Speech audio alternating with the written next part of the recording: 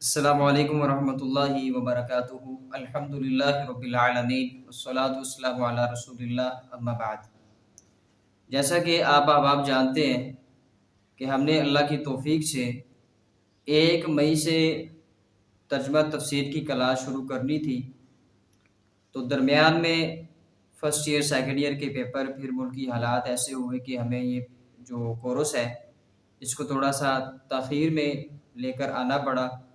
تو اللہ کی توفیق سے آج انشاءاللہ العزیز ہم اس کورس کی پہلی کلاس پڑھنے جا رہے ہیں۔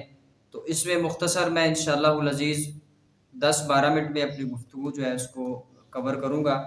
آج ہم انشاءاللہ العزیز صرف 3 چیزیں پڑھیں گے کہ اللہ سبحانہ و تعالیٰ نے قرآن مجید کے متعلق پوری انسانیت کو چیلنج کیا ہے، پھر قرآن پڑھنے پڑھانے کی فضیلت کیا ہے، اور قرآن مجید جو ہے یہ کل قیامت والے دن اپنے پڑھنے والے کی سفارش کرے گا، اس کے بارے میں رسول اللہ صلی اللہ علیہ وآلہ وسلم کا کیا فرمان ہے۔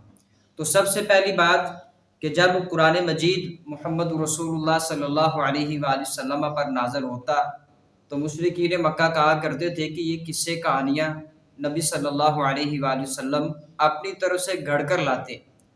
تو اللہ سبحانہ و تعالیٰ نے ان کو چیلنج کیا، وَإِن كُنتُمْ فِي رَيْبٍ مِّمَّا نَزَّلْنَا عَلَىٰ عَبْدِنَا فَأْتُوا بِسُورَةٍ مِّن مِّثْلِهِ وَادْعُوا شُهَدَاءَكُم مِّن دُونِ اللَّهِ إِن كُنتُمْ صَادِقِينَ۔ اللہ نے فرمایا کہ اگر تم شک کرتے ہو اس کتاب کے بارے میں، فَأْتُوا بِسُورَةٍ مِّن مِّثْلِهِ، اس جیسی ایک صورت لے آؤ، ایک صورت۔ وَادْعُوا شُهَدَاءَكُم مِّن دُونِ اللَّهِ، ان لوگوں کو بھی بلا لو جن کو تم اللہ کے سوا پکارتے ہو، لات، منات، عزا، جن بڑے بڑے بتوں کی تم عبادت کرتے ہو ان کو پکارتے ہو، اللہ نے فرمایا کہ ان کو بھی بلا لو، ان کنتم صادقین، اگر تم سچے ہو۔ آگے اللہ نے فرمایا کہ فَإِن لَّمْ تَفْعَلُوا وَلَن تَفْعَلُوا فَاتَّقُوا النَّارَ الَّتِي أُعِدَّتْ لِلْكَافِرِينَ، اللہ نے فرمایا کہ اگر تم قرآن جیسی صورت لانا بھی چاہو تو نہیں لا سکتے، تو اس آگ سے ڈر جاؤ جو کافروں کے لیے تیار کی گئی ہے۔ تو قرآن مجید کا اللہ سبحانہ و تعالیٰ نے جو چیلنج کیا ہے یہ آج بھی چیلنج برقرار ہے۔ دنیا کے اندر آپ دیکھتے ہیں کہ آئے دن نئے سے نیا فتنہ جو ہے وہ سر اٹھاتا ہے، اور اللہ کی توفیق سے اہل علم اس سر کو جو ہے وہ کلا کم کرتے ہیں۔ تو اسی طرح آج بھی دنیا کے اندر قرآن کے منکر موجود ہیں، جیسے کہ اہل تشیع جو ہیں وہ قرآن مجید کے بارے میں ان کا عقیدہ ہے کہ یہ قرآن تعریف شدہ ہے، یہ قرآن تبدیل کیا ہوا ہے۔ تو یہ اللہ سبحانہ و تعالیٰ کا چیلنج ہے کہ تم اس جیسی ایک صورت بھی لے آؤ اگر تم سچے ہو، اور ان لوگوں کو بھی بلا لو جن کو تم پکارتے ہو، عبادت کرتے ہو، جو کچھ بھی کرتے ہو، بلا لو سبھی کو۔ تو سب سے پہلی بات اس کلاس کے اندر یہ ہے کہ قرآن مجید کے اوپر ایمان لانا بہت ضروری ہے۔ جس بندے کا اس قرآن کے اوپر ایمان نہیں وہ دائرہ اسلام سے خارج ہے، اس کا اسلام کے ساتھ کوئی تعلق نہیں۔ اور اسی طرح اللہ سبحانہ و تعالیٰ نے اسی قرآن مجید کی دوسری سورت کی سٹارٹنگ کے اندر فرمایا الف لام میم ذالک الکتاب لا ریب فیہ، اللہ فرماتے ہیں کہ اس کتاب کے اندر ذرہ بھی شک نہیں، کوئی بھی شک نہیں، اس کے اندر جو بھی اللہ سبحانہ و تعالیٰ نے احکامات بتائے ہیں اللہ کی طرف سے ہیں، اور اللہ ہی نے رسول اللہ صلی اللہ علیہ وآلہ وسلم پر جبریل علیہ السلام کے ذریعے بھیجے، پیغامات پہنچائے، تعلیم دی۔ تو اس کتاب کے بارے میں ذرہ برابر بھی شک کرنا انسان کے ایمان کو خطرے میں ڈال سکتا ہے اور ڈال دیتا ہے۔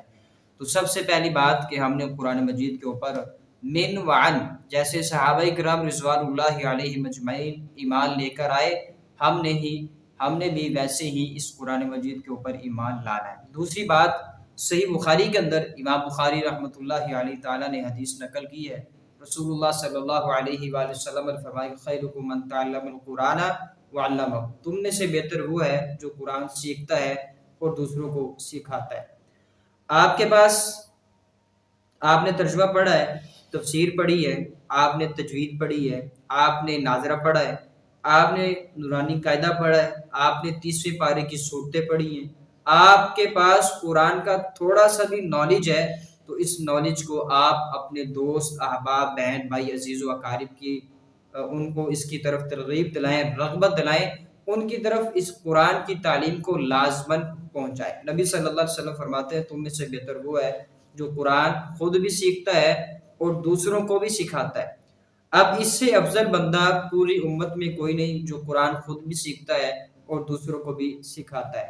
تو قرآن خود سیکھیں، دوست احباب کو سکھلائیں۔ آپ ڈیلی کی بیس پر کسی نہ کسی کو ایک آیت، دو آیت، جتنی آیات، جتنا وقت میسر ہو، آپ ضرور بھی ضرور اپنے دوست احباب کو قرآن کی تعلیم سے منور فرمائیں۔ اس کے بعد تیسری بات، رسول اللہ صلی اللہ علیہ وآلہ وسلم نے فرمایا کہ کل قیامت والے دن قرآن جو ہے اپنے پڑھنے والے کی سفارش کرے گا۔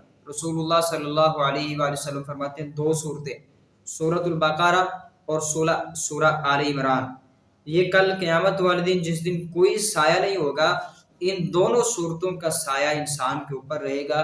اگر آپ اور میں چاہتے ہیں کہ ہمارے سروں پر کل قیامت والے دن جس دن کوئی سایہ نہیں ہوگا، ہمارے سروں پر سایہ ہو، تو قرآن مجید کے ساتھ محبت کریں، پیار کریں، اس کو اٹھتے بیٹھتے چلتے پھرتے جتنا بھی اللہ توفیق دے میسر ہو اس کو لازماً پڑھیں۔ رسول اللہ صلی اللہ علیہ وآلہ وسلم فرماتے ہیں کہ قرآن مجید سورت اس کی 30 آیات ہیں، سورہ ملک کی 29 سپارے میں آتی ہے۔ آپ نے فرمایا کہ جو بندہ رات کو پڑھ کر سوتا ہے اللہ سبحانہ و تعالیٰ اس کو عذاب قبر سے محفوظ رکھتا ہے۔ اسی کے ساتھ سورۃ سجدہ 21ویں سپارے میں آتی ہے۔ بعض روایات میں آتا ہے کہ جو بندہ وہ بھی پڑھتا ہے، تو وہ روایات جو ہیں وہ ضعیف ہیں، وہ رسول اللہ صلی اللہ علیہ وسلم سے ثابت نہیں ہے۔ صرف سورۃ ملک پڑھنا رسول اللہ صلی اللہ علیہ وسلم سے صحیح اسناد سے ثابت ہے۔ جو بندہ رات کو سونے سے پہلے سورہ ملک پڑھتا ہے، نبی صلی اللہ علیہ وسلم فرماتے ہیں کہ یہ سورت اس بندے کو قبر کے عذاب سے محفوظ رکھے گی۔ اسی طرح نبی صلی اللہ علیہ وآلہ وسلم فرماتے ہیں کہ جو بندہ رات کو سونے سے پہلے سورۃ البقرہ کی آخری 2 آیات پڑھ لیتا ہے تو یہ دونوں آیات اس بندے کو تمام چیزوں سے کافی ہو جاتی ہیں، یعنی کہ اس رات بندے کو کوئی بھی چیز جو ہے وہ نقصان نہیں پہنچائے گی۔ آخری بات، قرآن مجید کے اندر ایک چھوٹا سا مختصر سورۃ البقرہ کا حصہ ہے جس کو آیت الکرسی کہتے ہیں۔ نبی صلی اللہ علیہ وآلہ وسلم فرماتے ہیں کہ جو بندہ ہر نماز کے بعد آیت الکرسی پڑھتا ہے تو اس کی موت اور جنت اور اس بندے کے درمیان جو فرق ہے وہ صرف موت کا ہے۔ اگر موت آتی ہے تو بندہ سیدھا جنت کے اندر چلا جاتا ہے۔ کرنا کیا ہے، ہر نماز کے بعد آیت الکرسی پڑھنی ہے۔ آیت الکرسی ہر نماز کے بعد پڑھیں، سونے سے پہلے پڑھیں، انشاءاللہ العزیز اللہ سبحانہ و تعالی آپ کو ہر شیطان کے شر سے، جادوگروں کی جادوگری سے، حسد سے، جتنی بھی یہ افواہیں ہیں، آفتیں ہیں، بلائیں ہیں، آزمائشیں ہیں، اللہ ان سے آپ کو ضرور بھی ضرور حفاظت میں رکھے گا۔